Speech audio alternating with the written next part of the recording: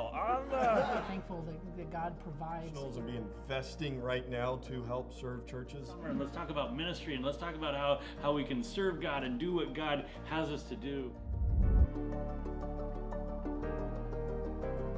Let's talk about a first one, though, 10-minute topic that just deals with raising prices of camp, that sort of thing. So we are at a spot where we've had a number of outside of camp things hit us, water regulations, a couple of insurance things, and then some of even what is COVID compliance and what we were able to do has increased some cost that we have. So when we did a price review and then said, okay, we're going to have to raise prices, we went over like if a person signs up at the last minute, they're paying $400 for a week of camp. And we're like, how do you, like it's just anytime you pass one of those double zeros, it is a hard kind of thing in your mind to do that. And everybody has a little bit different way that you do camp. So I wanted to bring up this topic because I do think it's important to make sure that you consider your prices during this time and that you know what you're going to do that doesn't put you in a bad spot later on. I was really challenged by a businessman as I was showing him what we were doing, willing to open up my books, and the guy at the end, he says basically, you don't have enough margin. And I'm like, well, what do you mean? We've got like a 2.5% margin planned in here. I said, well, he says that's January and February at best. You're going to need to plan a 7-8% margin for all the things that don't go wrong, and then whatever you're going to have to plan that in. Even though you've done this for years and years, God does things you don't expect, and this was pre-COVID, and so I realized, and we said, okay, I need to get that margin bigger, but it's hard to get that margin. When you're lived at a 2% margin and then basically you end up with a minus 2% at the end of the year, you're like, ding, ding, ding, this should make sense. I need a 4% margin just to hit zero. And so we did a price increase, and it's just a hard thing to do. But I believe this is a window of opportunity where a lot of people understand that prices are going up. And so anyway, I want to just open it wide up. I got a couple other things I could say about it, but what are you doing when it comes to raising prices? How are you going about navigating this process of figuring out what your price structure is? And just jump right in, start talking. Anybody? So it is actually a good time for us because we were at a price structure where we haven't moved our prices for a long time actually. So just through a lot of research and counsel from some people, we actually had to put a price structure in place before COVID hit. So we're just at a point where we have to increase even minus the COVID time actually. So it kind of lends, the COVID actually not to use an excuse like you said, but it kind of actually lends to, we're at a point where we have a 10-year plan right now where we are increasing our prices over 10 years, and and I'm asking for advice on this one too, and then we're observing the camps in our area and trying to match what they're doing as to what we're doing and find a comfortable spot to charge campers. Yeah. So is that a good plan? We're trying to get to the point where we're matching other camps as well because we are so incredibly low. I think when you match other camps, when your premise is I want to match where they're at, you're trying to get into a spot where you're now competing on value of what you offer as opposed to price.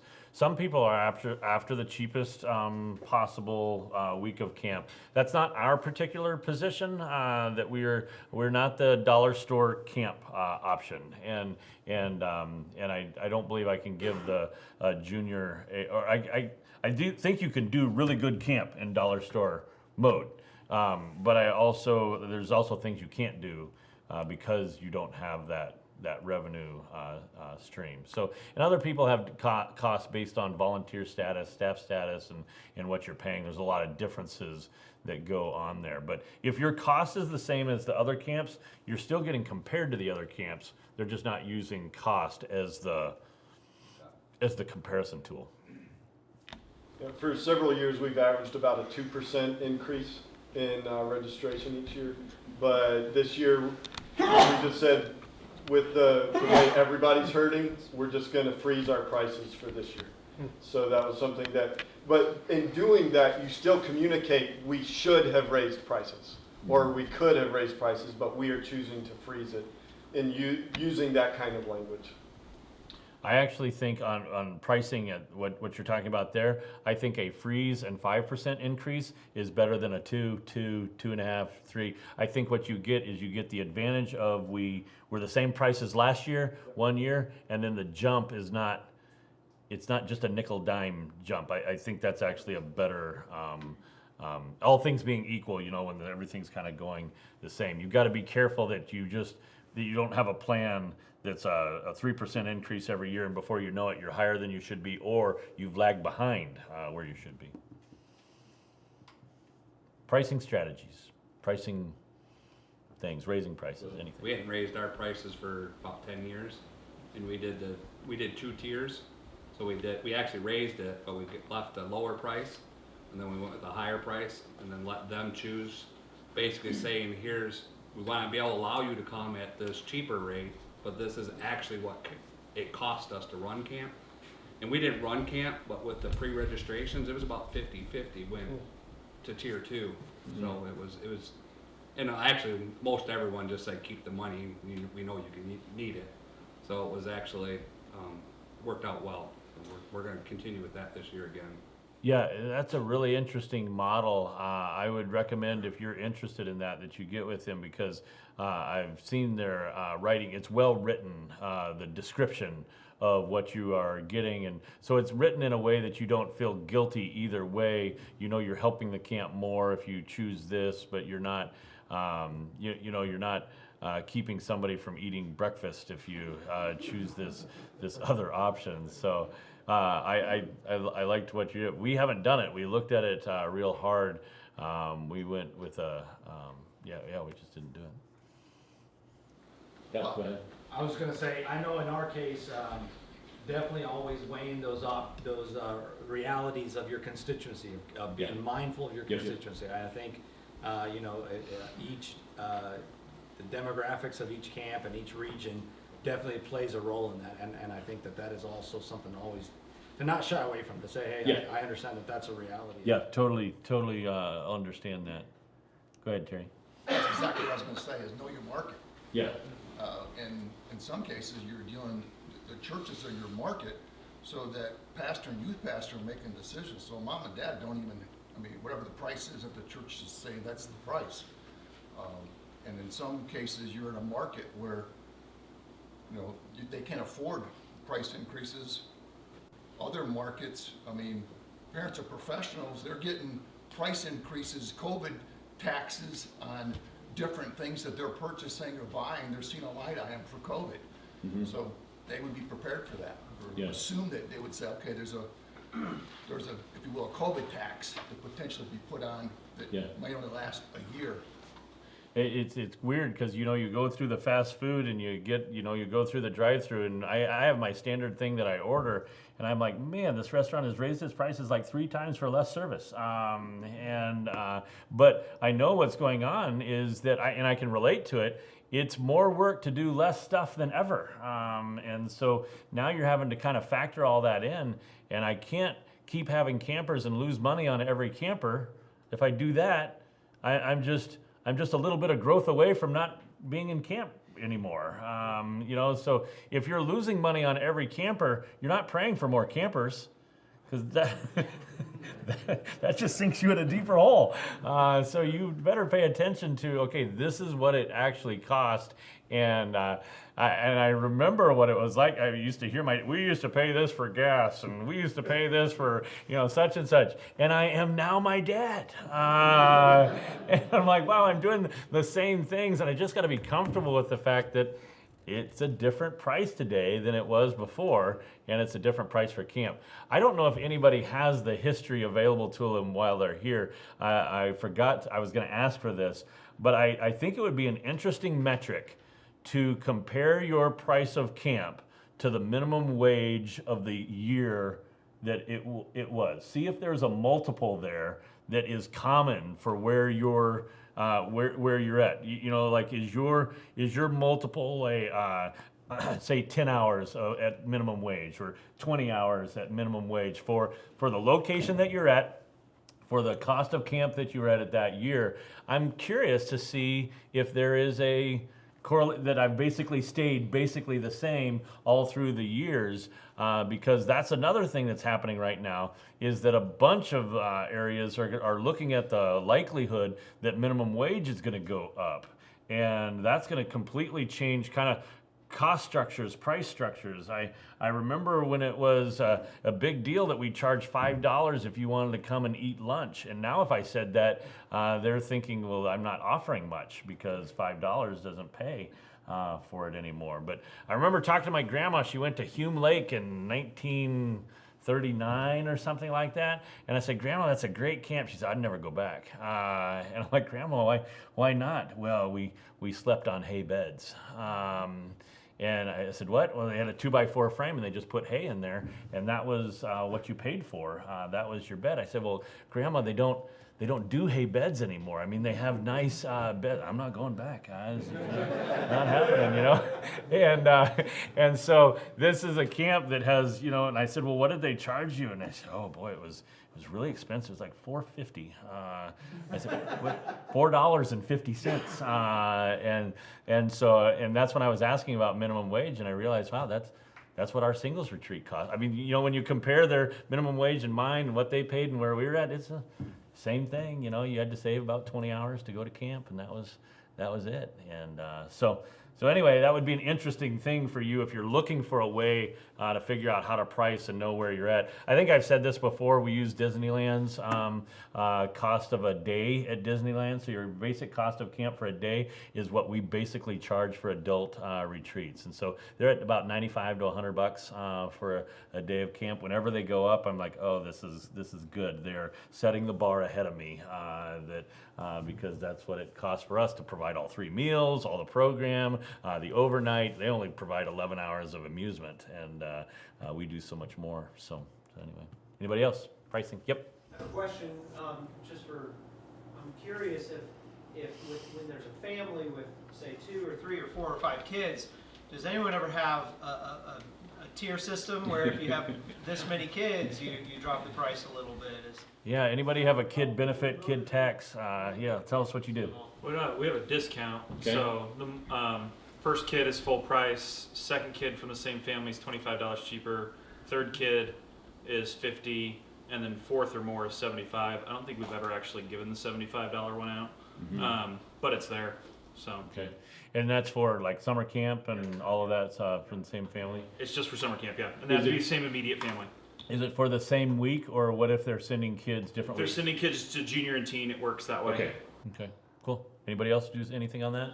The cost is the same to feed them all, so we decided they could pay the same. Sam, just this area of pricing is so challenging. I think we would tend to have across this group in this room a greater price sensitivity than the common person would.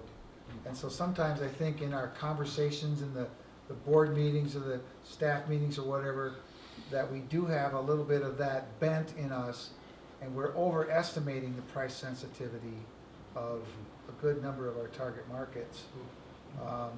That's an interesting statement. We're explain it to us. We're overestimating the price sensitivity to our market. Explain what you mean.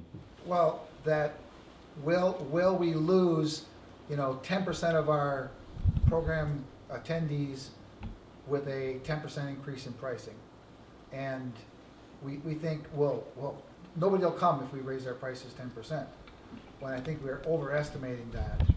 And because of our own kind of natural bent in this, I'm not trying to say that you shouldn't be aware of price sensitivity, but the relationship between price and quality is well established And you almost send, you at times, and again, psychological pricing, you gotta be careful about all this, but you are sending your message slightly in the area of the higher price, people associate quality with that. Now, you gotta deliver the goods, but a lower price, you know, we all do that.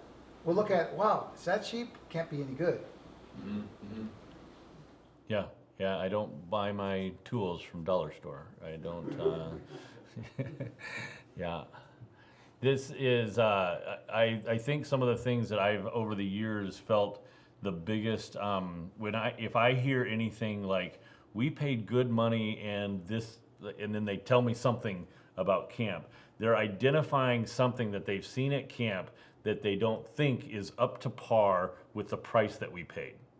Okay, so they paid a certain price. They expect a certain level of expectation for that. And so anytime that we are wasteful or poor stewards of what God has given us, if they paid anything, they don't like that. Like they were paying for us to waste something, and they don't want that to happen. So I think one of the biggest things that we help our price structure in is just being a good steward of what we have, and then people see that. They don't know all the details of where all of that camper money goes, but they do understand if they see waste, that they paid for that waste, and they don't want to be part of that. They're very sensitive to that. Yep.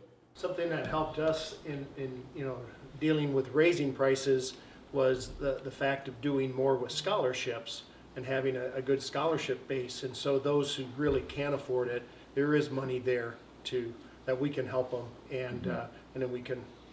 It's a little easier to raise our prices than for everybody else. Yeah. We it's not a policy set in stone, but almost nobody comes to camp for free. So we will help a camper out, we will scholarship a portion, but they still have something in on that that they're helping to pay for, and that's helpful to us. I believe that they understand the value a little bit better, even if all they put in was $50 for that week of camp, and that might have been a great sacrifice, but I believe it's well worth it for them to do that. I won't say that that's for every. There are some exceptions to that, but in general, that's the way we operate. Anybody else on prices? Well, what do you guys usually do as far as offering discounts or prices for staff children? Do you offer a discount? And then especially with COVID, that's now a camper spot that's being filled that you might need that income, whereas before you were able to get away with offering a cheaper or even free week of camp for volunteers. You must have been sitting in my last director's meeting, about an hour of this discussion. Anybody want to jump in on this? Our staff kids are completely sponsored. Yeah, it's completely free. They come to camp for free. Same right here. Same. But we also do because we're in a situation, we have we've been approached with the staff grandkids now. So for staff, yeah, I know, it tears. But for that one, we went ahead and said, all right, we do a 25% for the staff grandkids. So they pay 75%. Yeah, and we have some of our singles are like, yeah, but I have adopted kids at church. Yes. We make them pay for the extras, but they come for free. But laser tag or fishing breakfast or some of the special things, they have to pay for those. Yeah. And it's just 1 week. Right. Just 1 week? Yeah. It's not like day camp for the whole summer. Camp for those. Here's, we went through this, and a problem with designing new camps that you think are really good is that your staff's like, that's a really good camp. We'd like to go, we'd like to put vacation in. You're like, we need everybody to do that really cool camp. And so we're in the process of actually working on a dollar figure in camp that is a benefit to them that they can use, and we're going to do a dollar figure for their immediate family, people who are living in their home, and so that are dependents, and then we're going to do a dollar figure for their friends and family kind of thing that's way out there. But I actually think that we will show better value to our staff because we let our staff go to 3 weeks of camp. and we let them go to something off season. So when we were adding it up, and then I'm like, okay, then I had 4 kids that were taking advantage of this, that we were looking at a $6,000-7,000 benefit that you get to go to camp. And I don't think our staff necessarily understood that, like they were getting that much benefit. They're going to a couple weeks of horsemanship, a regular week of camp. So we're going to tie ours to a camper day, and then we're going to tie that camper day to a dollar value, so that I'm able to show a resident staff member, by working here, you didn't pay for any camp, and your family of 4, that's a $5,000 benefit. And you need to understand that a family of 4 that's sending their kids to camp quite a bit, that's a $5,000 cost to that family if they're coming to all of that. So I think it's a great advantage for you to have your own kids at camp. You learn more about camp than ever when your kids go to camp and they tell you things about what happens. So I think that's really good. But I think it can also be too much, where they're so familiar with camp that they would go too often. So that's where we're headed. I don't have a policy to give you, but thanks for reminding me of the work I need to do. Appreciate that. Anybody else on that one? Yep. A question on that one. I remember years and years ago, there was like a group of camps that said if staff kids from your camp want to come to our camp, and did like mutual no charge on that or something like that. That was a long time ago. Is that something that's still out there? Yeah, it's still out there, and it's done by a number of guys. It's usually kind of an individual an agreement that's there. The basic idea is that we will work at getting we'll pay for that person to come to camp, that it's something that happens like once a year. It's not a burden to the other camp, so, but they do have to plan, so it is a kind of ahead of time sort of thing. And so there's still a number of the camps that do it within the group. We don't have anything set up that's exactly the way it works. Most of the camps have to figure out transportation. That's the hardest piece that we find, is that airport pickup run. So I think that you just have to be willing to do that. You would contact the individual camp and figure out what they do. I'll just throw it out there that if any of you want to send your kids to Ironwood, that's something that we try to do. A number of you have in the past. And I know some of the larger camps, raise your hand if you're a camp that you're open to this. Somebody call me, oh yeah. So we're still, most everybody that's there is willing to do it. And I think it's a really good thing to do. Send your kid to another camp. But it's really good experience for them. They know the ins and outs of yours. They know all the shortcuts and all of that stuff. They should be a new camper somewhere. So, and especially for our teens, I think a number of our teens have been to Red Cliff and some of their stuff, and it's really good for. Not all of them go there. Wolf Mountain again is another one that some of our teens have gone to, and you just see it being really good for that young person to go to a brand new camp and get a new voice. Good. Anybody else on the kids? Okay, we're going to jump to another topic, in just a wide open on insurance. Anything that you have questions about or wondering about insurance? I think we got a bit of a discount, but you would think that if you did half as much camp, you have half as much liability, but it doesn't happen that way. And I think Wolf Mountain is working through a insurance agent change where they took a previous event from previous ownership and applied it. They're really having a struggle with insurance, and some of this might be just California because insurance companies are just totally bailing out of the state. But anybody have insurance stuff that you're wondering about or trying to figure out? I was wondering if you're gonna have to, on your workman's comp report, add that $5,000 that family's getting to send their kids to camp for free. So that's one of the things that gets us. We gotta add all those benefits in, and that. Corey, can you comment on this? So benefits that are not cash but are in-kind benefits. So say you give your staff a couple nights free with the Western Cottage, when their family's visiting or something like that. How does that report to the? Well, up to this point, I haven't seen that in at least the organizations that we're working with. They're basically taking payroll reports, which of course that doesn't show up. That's a new one on me, that they're making you add that kind of non-taxable benefit. I don't know if they're making you, you're just asking the question, do you have to do? Well, we have to add their meals up, that kind of thing, if there's any housing allowance, those kinds of things, any of those benefits. That's what I wondered if they. Well, I get that part, because part of the meals and lodging satisfies the minimum wage requirements in your state. So I get that part. Adding in non-cash benefits like, well, you got to go to free to camp, I've not heard that one before. Yeah. Hopefully they won't go there.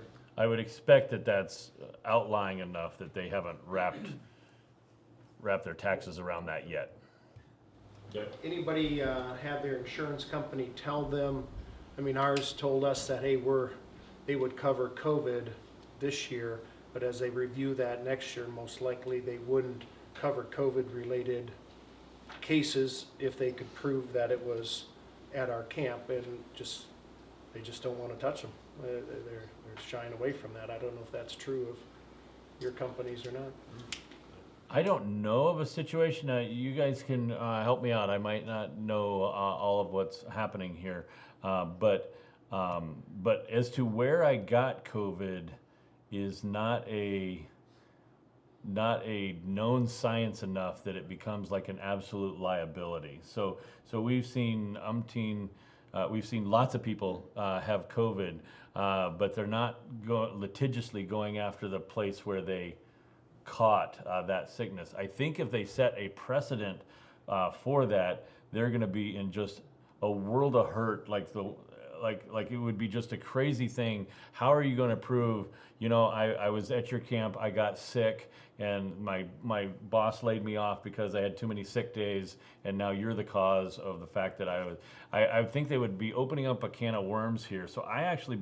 This is where I would come from, is that the liability for catching COVID at my camp is from a legal standpoint, there's small liability that I have there. And I hear a lot of people afraid of it, and I think that it's more of an issue of if you go to that camp, you get leprosy, it's like a perception issue of unsafe, as opposed to a liability thing of I'm going to get sued and have to pay thousands of dollars. But somebody may jump in on that and have a different opinion. That's what our agency said, that there's no, in all the forms that are out there, the basic insurance forms, there's nothing that really covers any kind of viral pandemic. There's nothing like that. But because of the burden of proof of where you contracted it, they would actually litigate for us if a claim came against us. Yeah. Yeah, so you would have situations where churches, public schools, I mean, there would be so much litigation if they allowed this to go that I don't know what they would do with it. I'm kind of curious as to what the experience has been with the camps with business interruption coverage, and whether, a couple of guys were talking after my workshop about not being successful in getting any claim there. Have there been any successful claims? So let's ask it this way. Is there anybody been successful in getting anything back from your insurance company when it comes to loss of business? Go ahead. Yeah, so our insurance agent approached us. I didn't even realize we had the coverage. But he came to me and said, you've got 60 days from the time the governor imposed restrictions that affected you. Any events that you had scheduled in that 60 days, you'll get loss of income from that. So have you seen it yet? Yes. Oh, nice. Yep. So all I had to do was send them how many campers I thought we would have had and what our net profit would have been, and they just sent us a check directly. Okay, all the coffee on. What insurance Right here, company? right here, he's right there. That was Brotherhood. Brotherhood, that's what we're with. One question, if other people have seen this summer was the first time I'd heard of it. Had a pastor tell me that their insurance required them to have a staff member from their church in the cabin with the campers. So we made it work and just had the kids from their church in there. But that was the first time I'd heard it as a requirement for a church insurance. I don't know if anybody else has heard that. And that may be something that's new coming, but that was a first for us. I've not heard it. The insurance companies are so, the whole, the child as a victim situation is so prevalent right now. They are just really, and I think appropriately so. I think they're losing money hand over fist on some of these situations where a child is being preyed upon by a person who's in that authority. So they're trying to keep the trusted relationships together and not put these people in a place of risk. I do believe I've not heard it. Anybody else heard of it? No, so that you're the only one going through that, but we should definitely, our insurance company is having us, we have to turn in everybody who had COVID, confirmed case, tested. They have we have to turn all that stuff in within so many days of when it happened. And they're protecting their six on that because they're trying to deal with outbreak and they're trying to determine what actually happened. So it's like a safety report to them. That's the way it's been explained to me. If that ended up being the case, would the camp insurance require that church member have a background check and all of that? Yeah, that's what I did, was I told them you're still gonna have to do the same ministry safe training and background check. Yeah. But I talked with our insurance agent about it, and he said if it was just their kids in the cabin with him, then it was up to us what we did with it. I believe, so did you have both yours and theirs in the cabin? So our counselor was there as an assistant, but once they got there, they're like, all we're gonna do is spend the night. We want the counselor to run everything. But it was definitely different, that they were saying it was a requirement. Did you feel that they were using the insurance company, like they were using the insurance company as leverage, or was that just? Rather not. Okay, that's interesting. Okay, anything else, insurance? Yep. There's been a little kickback from our insurance company, just basically saying if you're not following all the mandates that your governor is putting out, that you're walking on thin ice for us to, cover. And it's like, how do you do that when it's changing all the time? But I mean, it's just a tough area.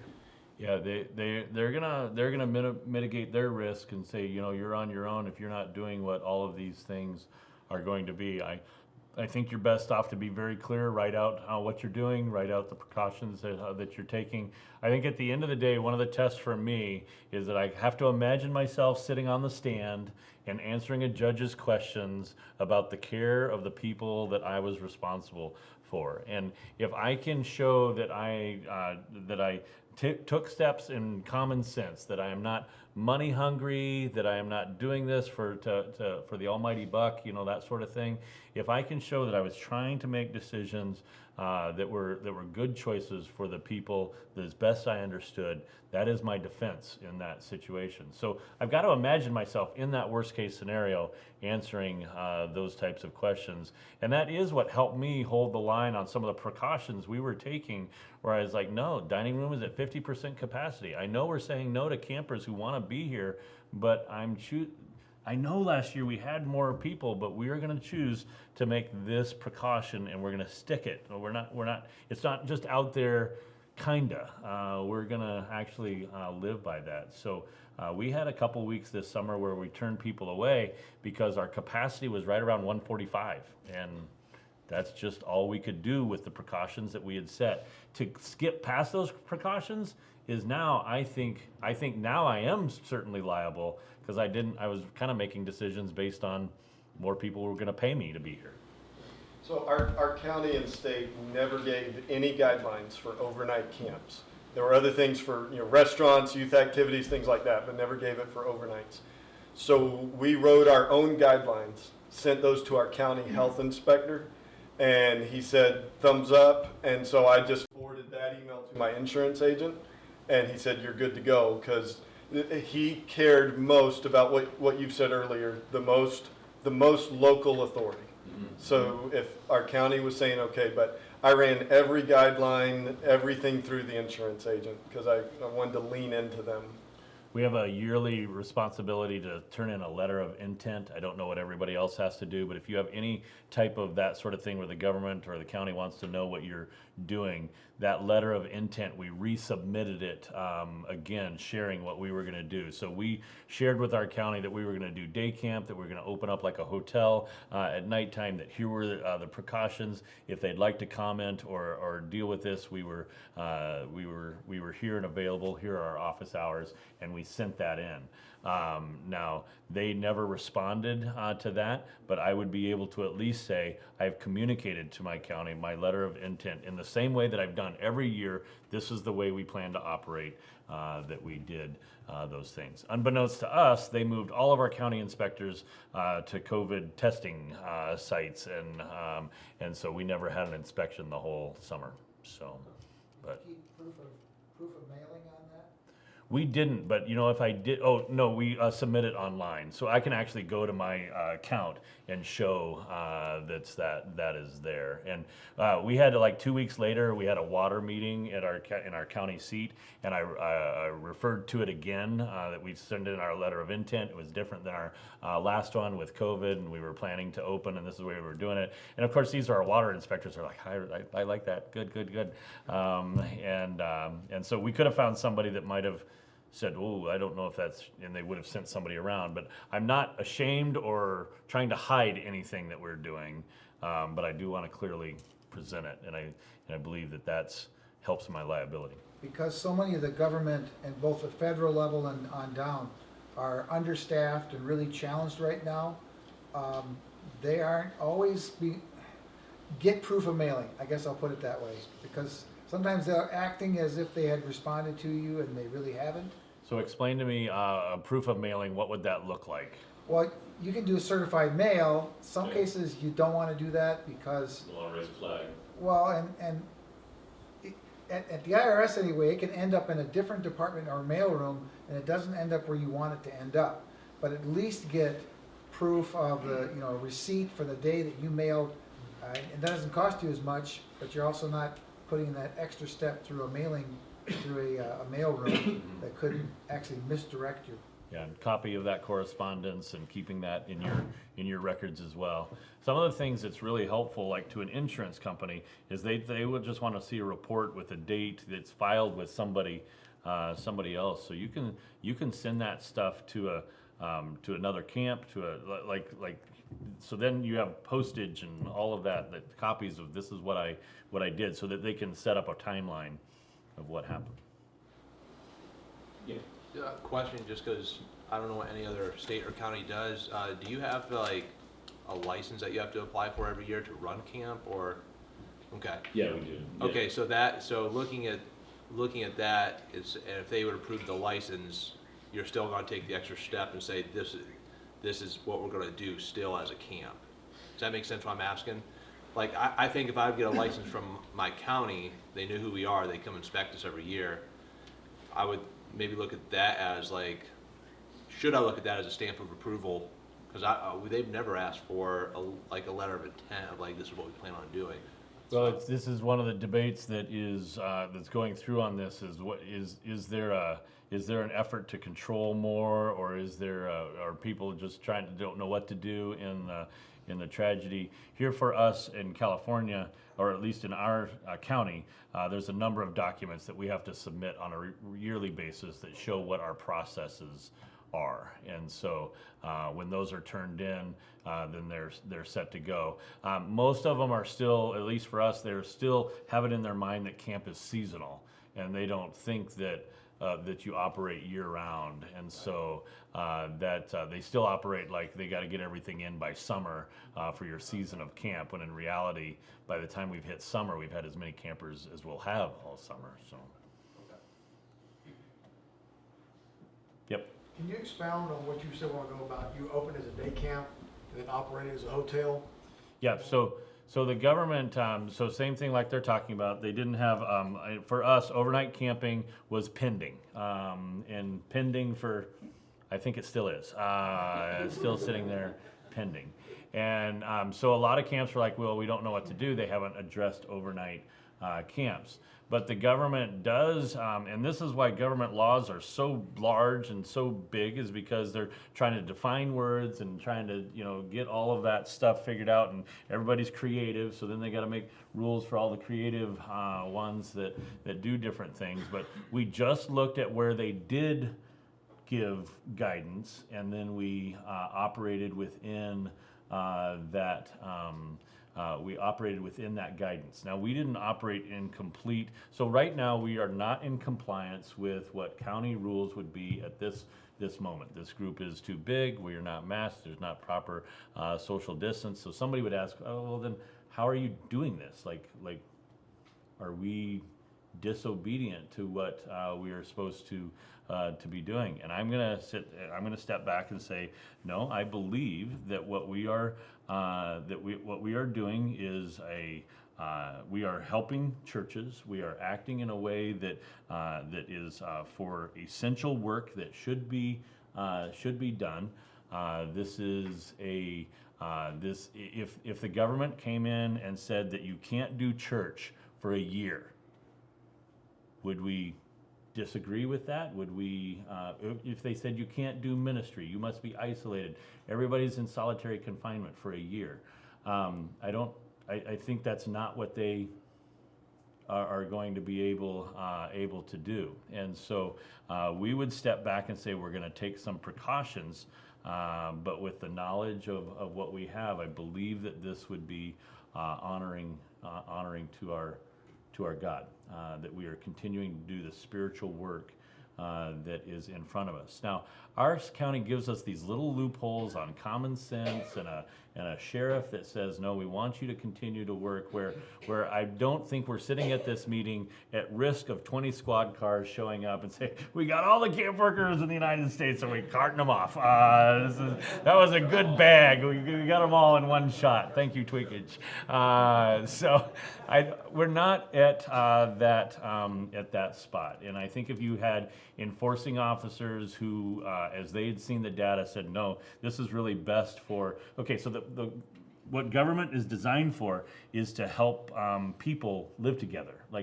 So that's why they have police force, that's why they have health inspectors, because they make sure that people are selfish in general. So I'm thankful for a health inspector who keeps tabs on a restaurant to wash dishes before they serve them back to me. And so I like what government does, but you now have government really disagreeing on what should be done. So the big fight in California now is to try to get teachers back into the classroom. They're suing themselves to start doing things for youth. They can't figure out how to get the adults who are supposed to teach to be willing to go after it. And that, to me, that just says, you know what? I think what we're doing, if they're trying to figure out how to get schools going, all the more reason that we should be okay with trying to figure out how to get camp going. So to me, this is a group of essential workers. Essential because the work we do is eternal. More essential than the essential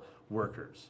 And if there's any group that needs to figure out how to continue to minister, this is the group. This is the group that should be on the front lines doing it. So the government doesn't understand that response, but I that's what gives me a clear conscience to say I'm okay with these precautions, but not these precautions. So we asked questions about how we were going to serve food, at this event, and we're trusting this group to understand that little squirt bottle, where we're all going to touch the same spoon or get something, that we're all going to do that, and we didn't always do that before, but we did trust that you cleaned up before the meal and stuff like that. So we take some precautions. We don't take every one of them. So. How detailed were you about that in your letter of intent? Did you say, I'm going to spell out everything throughout the day, how far apart people are going to be, or did you just say we're going to apply common sense? Yeah, exactly. We quoted our thing that says, a camp in the desert, we will keep in mind health and heat and what is best for the camper, and more policies will be in our staff manual.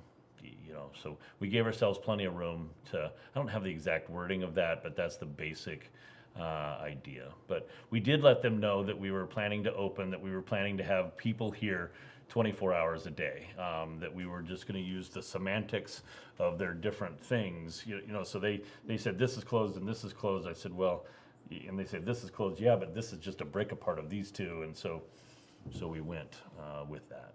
So, yep. We did find a little trouble with our workman's comp in Illinois. The dishwasher on Friday night or Thursday night, everybody goes down to the fireside. We hear the kids give testimonies. The dishwasher fell down the steps and had to go see the doctor. So we turned that in under workman's comp, and we're told he's a dishwasher, he's not a counselor. Falling down steps on the way to the fireside isn't part of his job.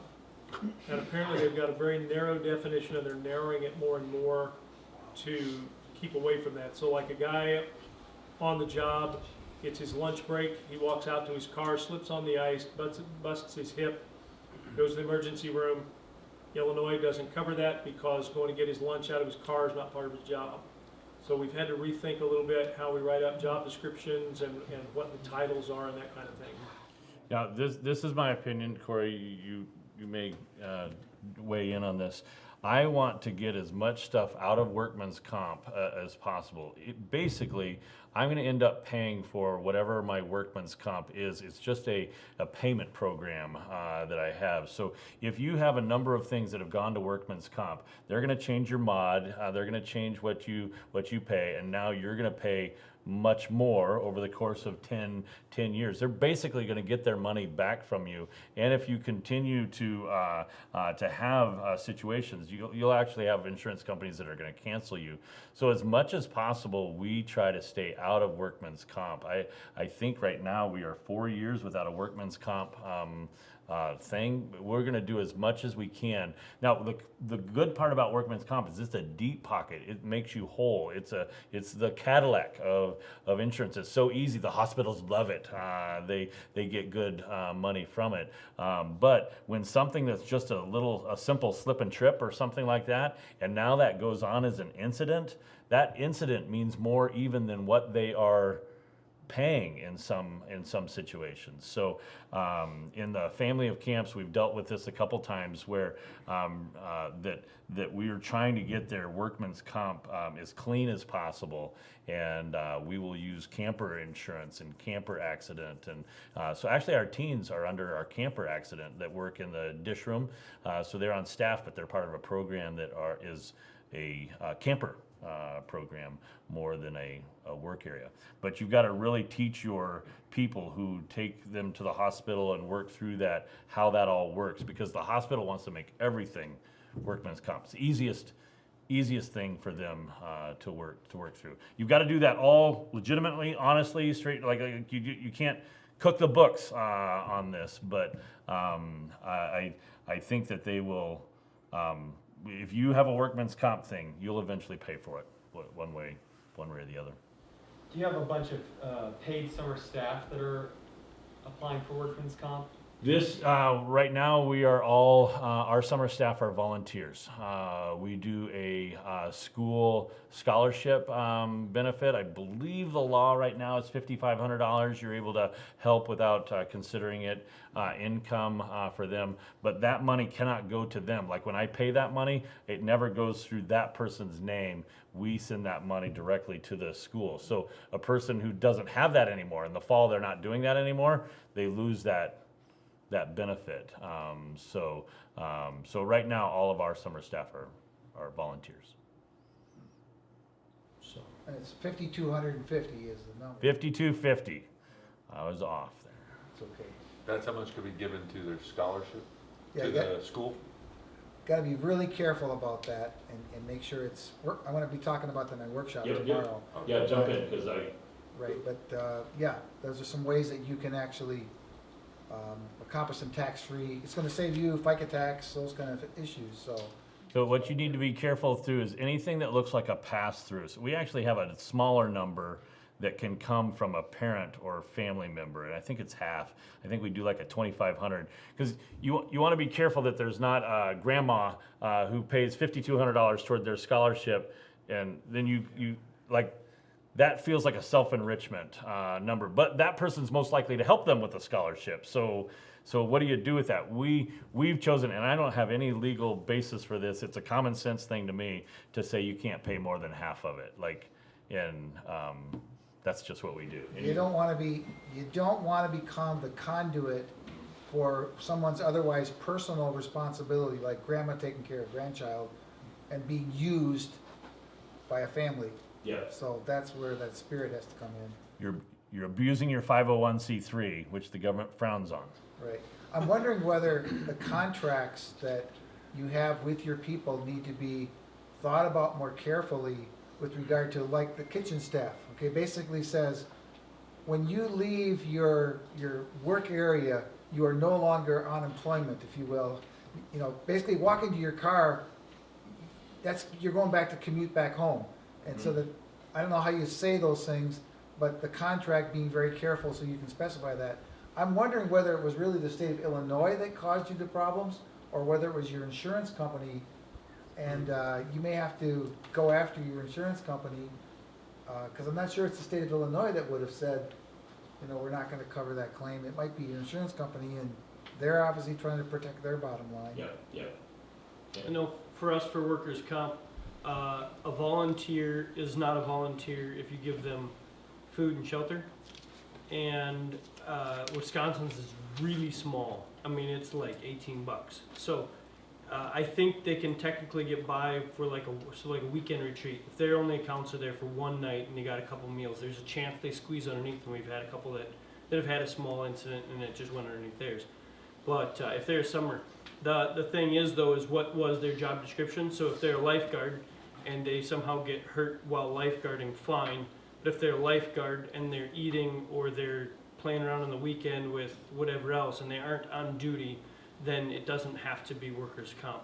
And they do want to make it workers' comp though. So you have to be very, very intentional when you're talking to your insurance company saying, this was their job responsibility, this was clearly not in their normal job hours, they were just messing around, this is their insurance. And usually they'll be like, okay, and you're good. Travel reimbursement is possible, but you usually have staff from all different, they just showed up from town or they showed up from across the country, so that's a hard one to figure out how to standardize. And so that's another way that you can put cash in their pocket is with travel reimbursement. And then there is wording that deals with a stipend. Is there anything that you know of that deals with a small cash stipend for a volunteer? As soon as you start paying them, you just throw out their volunteer status. Yeah, then you're putting yourself under minimum wage law and all that. Yeah. So.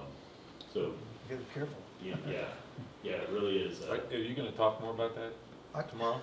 Yeah, I'm gonna be addressing minimum wage law, and of course, that's a state-by-state issue, so you have to be alert to your state requirements. Can we call them a volunteer and give them a stipend? So you're saying you can't do that? No, but you've got to, if you can give them, 14 cents a mile as a volunteer, you can't give them the statutory.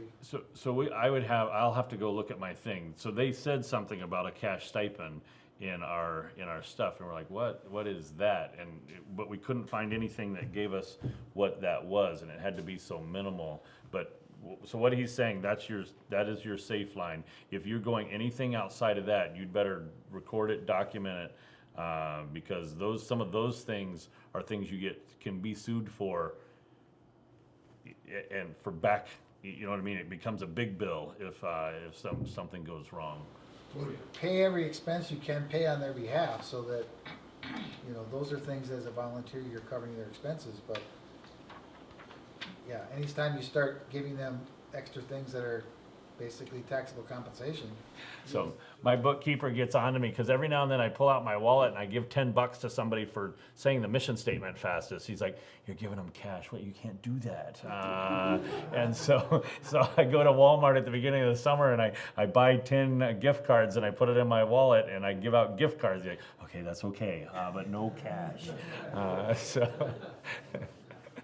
I still sneak in some cash here and there. Okay, let's change topics real quick. Is there anything that you've got a question on? Let's just open it up. 10 minutes, it just doesn't happen. question that you got, you came to Tweakage wondering something. Yep. So, I don't know if anybody's dealing with this, but with COVID, there's implications that you have to confirm testing. But what do you do with the HIPAA regulations of releasing people's medical information? Has anybody faced that yet? Okay, so here's what I do. I tell people that the stewardship of their body is their responsibility. I don't police the stewardship of their body. I let them make choices. We have things that where I'm going to encourage them to, depending on the situation, what's going on, I'm going to encourage sometimes to test or to not test. We have a term here that any symptom that a person has means that they are COVID possible. Because it doesn't matter, I got a headache, ooh, you might have COVID. And so every symptom is COVID possible. The question that I ask a person is COVID likely. And there's two people that get to answer that question, you or your caregiver. And the reason that we choose a caregiver is because the person who's sick is not always thinking real well. So they figure out who their caregiver is, and between the two of them, they let me know as a director of the camp, are you COVID likely? And COVID likely, you can choose to be that without a test, without confirmation, and you're still going to go through your 10 days and all the things that we're doing, and you can do that without a test. Or you can go be confirmed, get the test done, confirm you are COVID now positive. But even with the test, we don't always know that that's true. But the symptoms would say they're COVID likely, and the test would seem to confirm that they're there, and then they go through the process. I found in our team that there's so many moms on the team, like male and female, that a person's like, oh, I'm not feeling so good. Do you think this is what it is? And before you know it, they've asked like 4 people, and all 4 people are coming, did you hear about so-and-so? They're feeling a little under the weather. And it's usually a young person who's not used to not having their mom around, and they're trying to figure out what to do. So I just send everybody back, who's your caregiver? And the two of you tell me what's going on, because if you're COVID likely, 10 days, you need to, like, and 3 days later they'll be like, I feel better. Good. You're not here. You're done. You're isolated for that amount of time, and the caregiver is isolated with them unless they are able to not have regular contact. So they can't sleep in the same room, can't use the same restroom, have to have less than 15 minutes of contact. So a caregiver doesn't have to isolate if they are still able to isolate from the sick one. But usually for a husband-wife situation, small home, I lose both of them to that COVID likely. So over the last few months, I'm guessing our staff team is about half have had COVID, starting midsummer all the way to, I've got 1 in isolation, 1 right now. So that's the way we work with it. But I don't decide for them. That's their body's their responsibility. Say when you have positive cases, then how are you trying to find out who they were in contact with? We we do. So obviously, whoever they housed with and stuff like that, we have to let them know and deal with that. If they're not feeling sick, we let them know, and they need to be a little bit more diligent about kind of paying attention to any symptom, like it might be there. We added 24 hours to all of our normal sicknesses. So let's say you had a fever. So we test for temperature before every camp. So they would have tested on Thursday. And at first I thought that was really dumb, like that's not going to do it. But I'm amazed how many people try to hide sickness. And actually the temperature thing caught that better than I thought, and it made people know, no, I'm gonna test, like it's gonna come across what's happening. And so we do that every time. And if they have a sickness, when they used to be able to come back in like 12 hours, say that night, they missed work, that night, I'm feeling better, I'm gonna go back to work tomorrow. Now, if that night I'm feeling better, they don't get to come back to work the next day, they have to wait another day. So it's now 36 hours before they come back to work. And that has worked really well for us in this COVID. For us, the COVID thing has been, I feel pretty good. I feel horrible. I feel, yeah, I'm doing all right. And that little bit of extra time gives us a much greater knowledge of whether or not they've got it or not. So sometimes they're like, that was just a waste of a day. No, that was a gift of COVID. You got a day home when you felt well, and congratulations. But then other times they feel well that day, and by that night they're like, I feel horrible again. And that's kind of like a ding, ding, ding. COVID, we might be likely. You and your caregiver need to let me know what it does. But if you're sick, you need to stay home, figure out what you've got, and then when you're better, you can come back. But if you are COVID likely or COVID positive, it's 10 days. We do the regular CDC recommendation.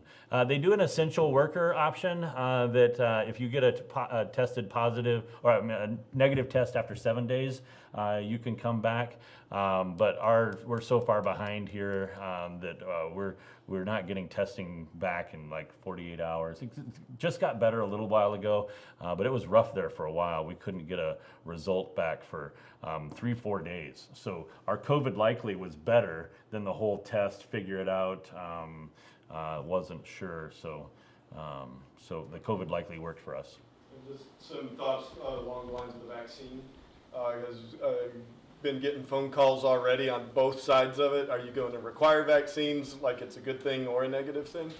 So I think we're going to be working on getting that public on our website that we're not going to require that. But yeah, I would, if a person asked me that, I would tell them that's an individual choice for each person who's going through life. Their various life experiences, their various knowledge is probably going to bring them to two different sides of that issue. So I can guarantee you, if you come to camp and there's somebody sick, that we will isolate them immediately. And if they are well, they're probably going to be trying to be serving God and doing a good job at camp. Can I guarantee you? So I had a church that wanted me to write a letter that would guarantee that nobody would get sick.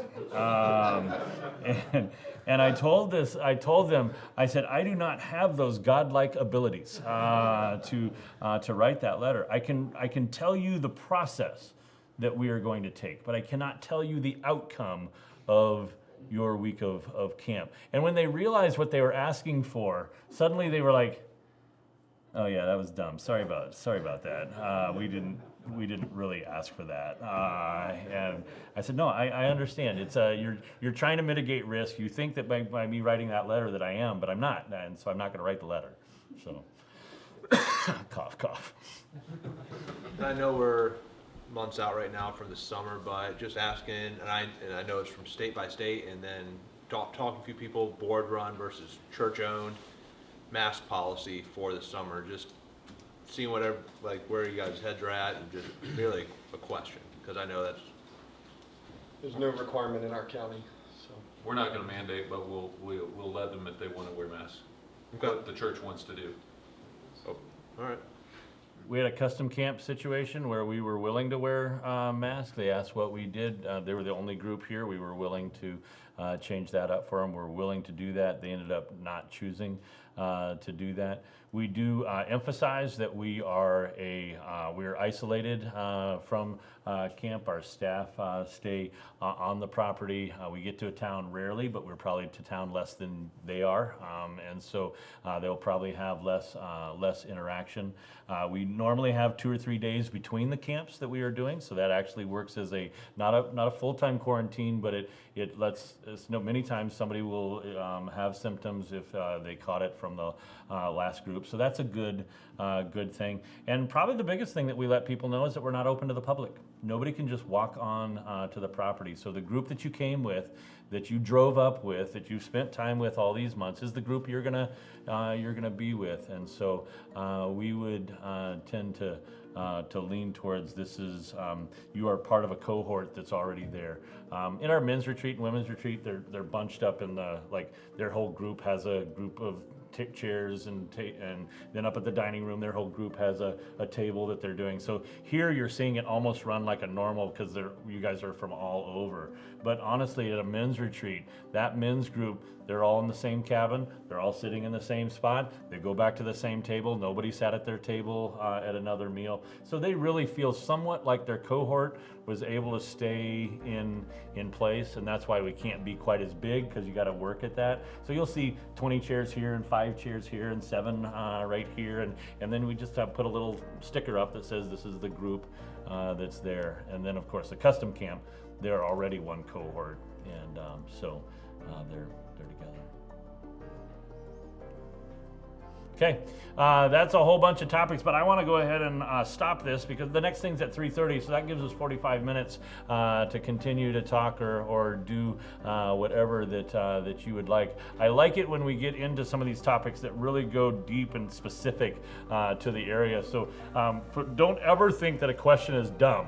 The question is just something you're not sure about. And I have done best in my life when I am just comfortable with the fact that I let people know all the things I don't know. Like that's totally fine. Like, it's no big deal to not know things. It's much worse to sit there, not know them, and be worried about what people are going to think when you show them that you don't know it. That's both ignorance and stupidity going together. So just try to stick with the ignorance part and see if you can't get that fixed by asking good questions. You're dismissed.